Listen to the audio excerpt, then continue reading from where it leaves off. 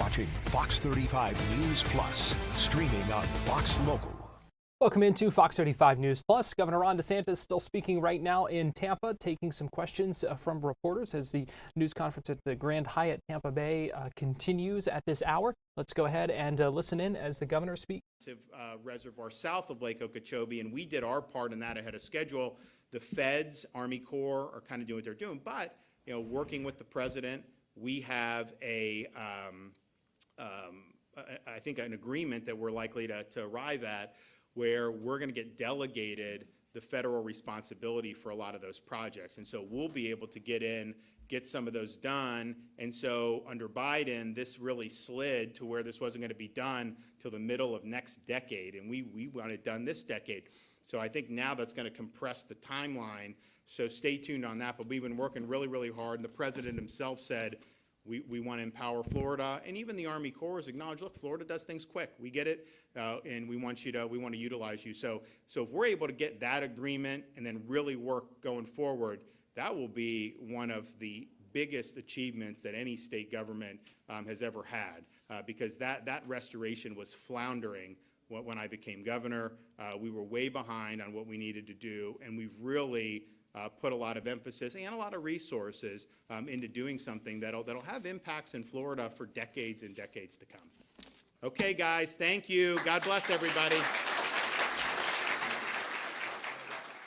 Governor Ron DeSantis there shaking hands with State Senator Blaise Ingoglia, who is the new appointee for State CFO. That was the big announcement this morning and during that news conference at the Grand Hyatt in Tampa, where he appointed the State Senator. Ingoglia is a Republican from Spring Hill.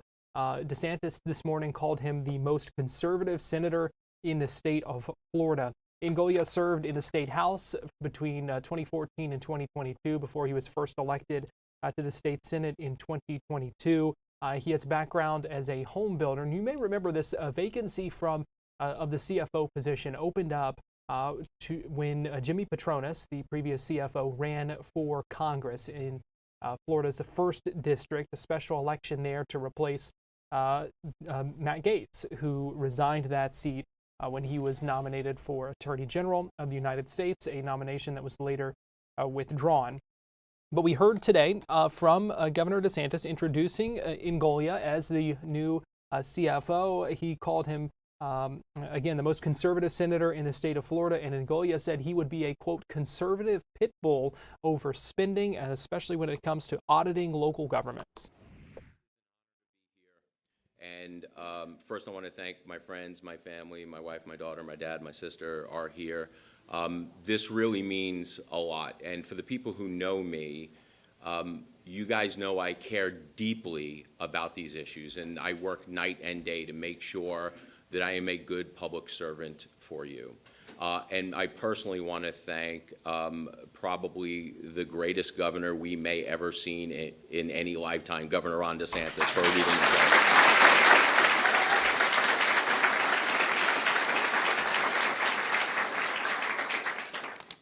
So a couple of years ago, I had a conversation with the governor. I said, think about running for a higher office. And he immediately said, CFO, right? Because he knows, the governor knows how much I care about spending. He knows how much I care about spending less and having better outcomes. And sometimes that is just the opposite of what government does.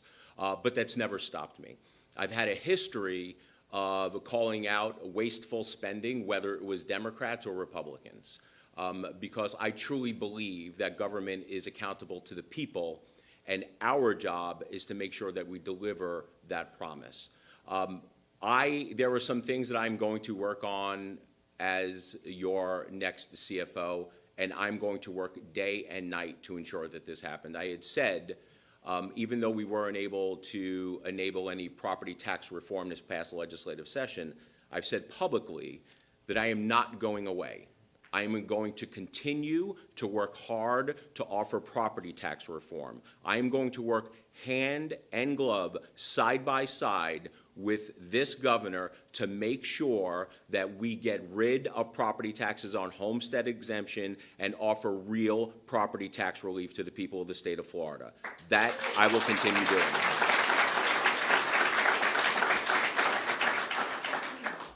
Part of that also is making sure that we are cutting away and eliminating wasteful spending at the local level.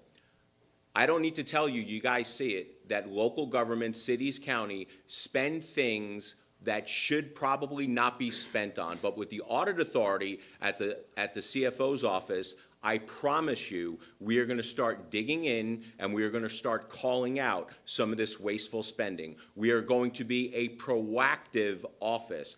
People call me a conservative pit bull in the Senate. I'm going to be the conservative pit bull when it comes to spending as your next CFO. That I will promise you. First responders. I have always stood up for our first responders. I've always been there with law enforcement, working with the governor to make sure that we're bringing bonuses and we are recruiting the best from other states that want to escape high tax, high regulatory states and relocate to the state of Florida.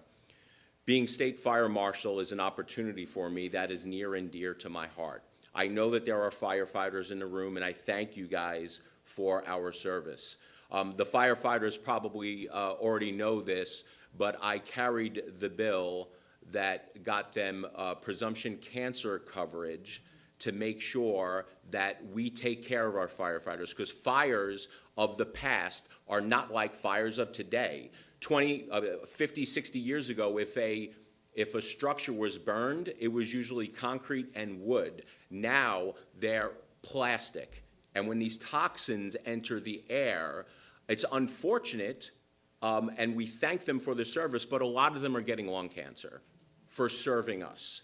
I will always stand with the firefighters. I'm going to continue to work hard as the state fire marshal to make sure that we help them out if they become injured on a job. With that, I was also instrumental in passing the PTSD bill, because our cops, our sheriff's deputies, our first responders, unfortunately do suffer PTSD.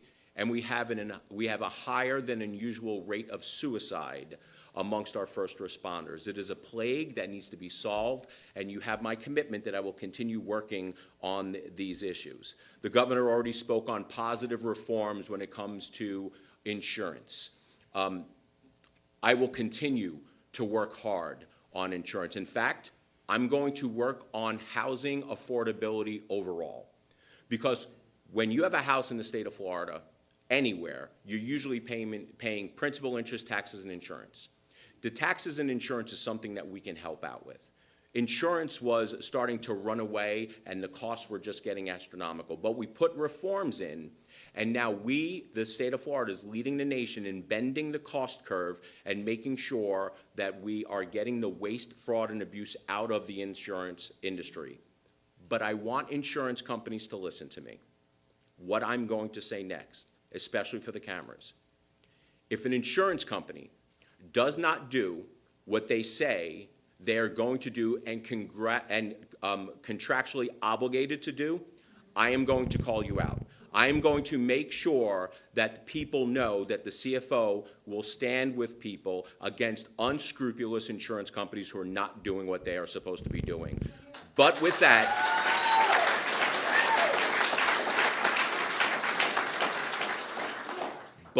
that, we are going to create the environment, continue creating the environment where we have a vibrant insurance market that will continue to push down rates. Look, it is unfortunate. A lot of the premiums, not the rates, the premiums for insurance companies have increased over the years, especially over the last 5 years. And the main reason for that were two things. One is that fraudulent insurance company claims were driving up costs, but also insurance premiums are based upon the replacement cost of your house. So if your house 5 years ago was worth $200,000 and now it's worth $400,000, your insurance premiums are going to go up. So just know that I'm going to be watching the insurance market, and I'm going to be helping out. Including that, I'm going to be helping out the insurance agents to make sure that you guys as policy holders are getting the maximum amount out of your policies, and we're doing what we're supposed to be doing. I'm going to be a proactive fiscal watchdog for the state of Florida. One of my big concerns is turning New York, turning Florida into New York. Do not New York our Florida.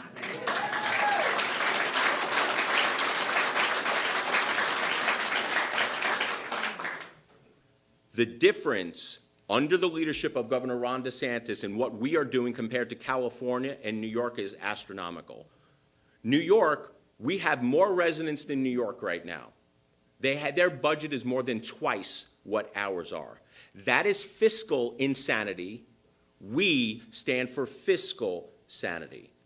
I'm going to make sure that this place does not turn into the place where so many people are fleeing from, New York, New Jersey. Not on my watch. I'm going to make sure that we are fiscally sane. I'm going to look to protect consumers against fraud. I'm going to work with the insurance agents to make sure that we are calling out the fraud. And I will tell you this, no one will work harder than I will to make sure that they deliver on these promises. Every single campaign promise I have ever said on the campaign trail over the last 10 years, I've delivered on. If I tell you I'm going to do it, I'm going to get it done. Governor, thank you for entrusting me with this. All right. We'll do great things. State Senator Blaise Ingoglia, who is the new state chief financial officer, talking about insurance, talking about local government spending, vowing to be a proactive fiscal watchdog and a, quote, conservative pit bull when it comes to spending. We're going to take a quick break here on Fox 35 News Plus, but we still have a lot to get to, so don't go anywhere. Keep it right here on Fox Local and on YouTube.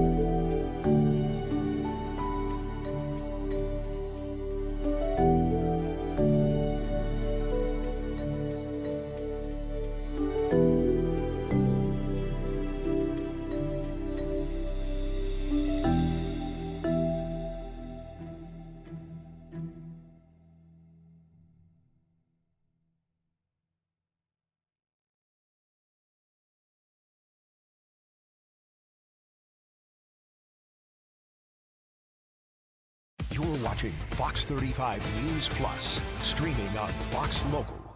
Welcome back into Fox 35 News Plus. I'm Garrett Weimer, and thanks for joining us on this Wednesday morning, live on Fox Local and on YouTube.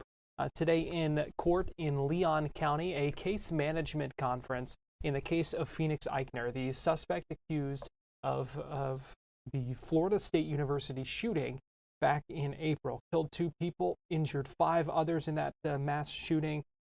Phoenix Eichner was not in court this morning. Yesterday, his attorney filed a waiver of appearance, meaning that Eichner doesn't have to show up in court for some of these preliminary things. But we did hear today that a trial date is now set for November.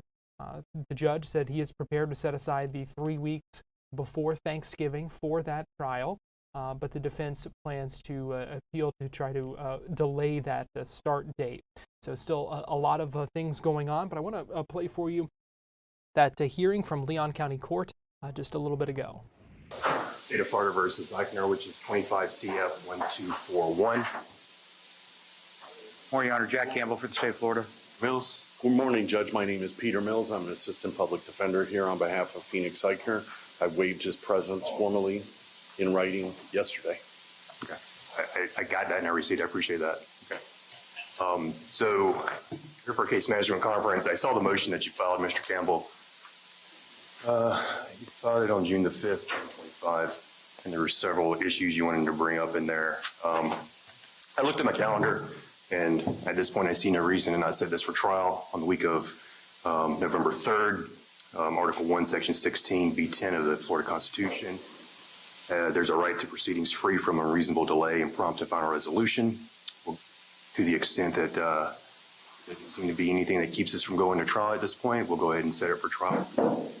Third, and if I need to clear the 3 weeks prior to Thanksgiving to handle the trial, we'll do that. And just by the way, I'll note that there's a 1981 Florida Supreme Court case that says that most capital and other criminal cases should move to trial within 60 days from arraignment or appointment of counsel. That's more than 60 days. So Yes, sir. all right. So November 3rd is I just want to make sure I heard you correctly. It'll be jury selection day, November 3rd. Yes. November 3rd. Thank you, Your Honor. We'll be ready. Sir. Judge, I know this is my first time in front of Your Honor. I'm a little hard of hearing in my right ear.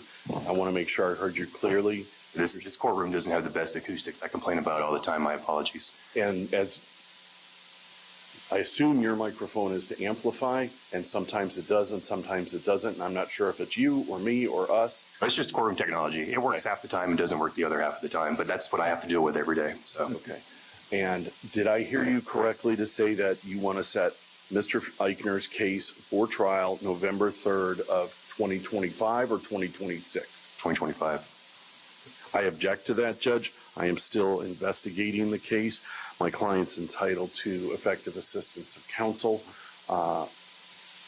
Okay. If you, I will file a written motion regarding that as required. we'll have a case management conference every month, and we can talk about what you need in order to investigate this case. So right now, the discovery cutoff date is going to be October the 1st, pursuant to 3.220, the rule 3.220 for the rules of criminal procedure. Motions eliminated are going to be due by October the 10th. Did you say October 10th or November? October the 10th. 10th. I'm sorry. Thank you.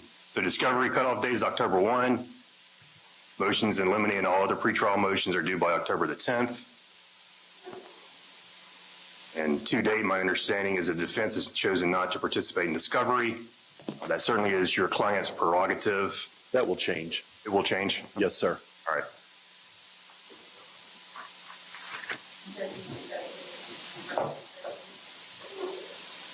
Yeah, we'll do it whatever next month. Dated. Okay. October 30th, docket sounding, you said? Yes, sir. And then October 16th is pre-trial. All right, Your Honor. Thank you very much. State's ready. You can make those deadlines. If I hear counsel saying he's going to file demand for discovery, it's an enormous amount of discovery, particularly video and such. So I've started preparing it, but I don't want to wait until the September, right before the discovery deadline, and then dump an enormous amount of discovery and not be prepared to do the deposition. So I don't know if the court wants to. I'm sorry, I interrupted Mr. Campbell. This is that bad side. I apologize. I anticipate filing my demand in the next week. Okay. All right, sir. Then once that's done, then we can start moving from there, sir. Thank you. So the expectation of the court is that any experts or investigators needed to be lined up are done so in a timely fashion. If you need any JAC funds, please let me know. We'll get that taken care of. And I think I'm with the public defender. Yeah. All right. And we'll do the, did you say a date for the case management next month? August 3rd. Thank you, ma'am. All right. Anything else, Mr. Mills or Mr. Campbell? No, Your Honor, I appreciate it. I'll see you on August 13th.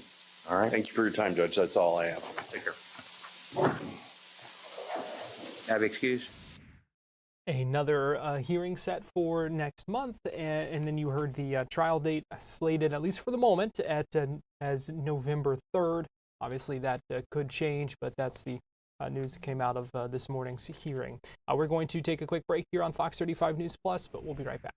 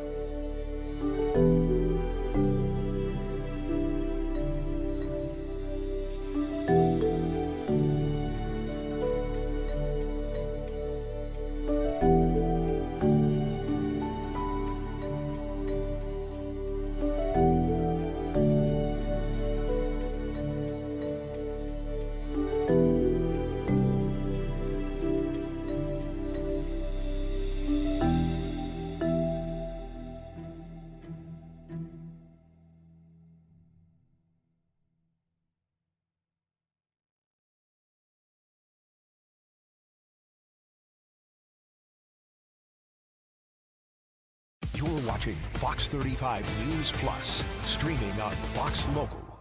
Welcome back into Fox 35 News Plus. I'm Garrett Weimer, and thanks for joining us on this Wednesday morning, live on Fox Local and on YouTube. A daycare worker in Ocala is accused of abusing infants. Investigators say those babies were between the ages of 4 months old and 9 months old. Fox 35's Matt Trezza has the details. We're at the All-Stars Learning Center here in Ocala, and that's where this is all happening. There were several alleged instances of physical harm to children here, including rough handling, force feeding, violent shaking, and near suffocation. Again, these are all infants 4 to 9 months old. Now, police arrested 33-year-old Carla Penalverti Gonzalez for allegedly mistreating 6 infants at the daycare. Detectives say they uncovered multiple instances of abuse between March and July of this year. Police say these incidents were reported to supervisors, but, quote, no appropriate action was taken to address the allegations in a timely manner. Police had their body cams running when they put the cuffs on Carla. No. No! All right, give me your cuffs. Listen, Carla.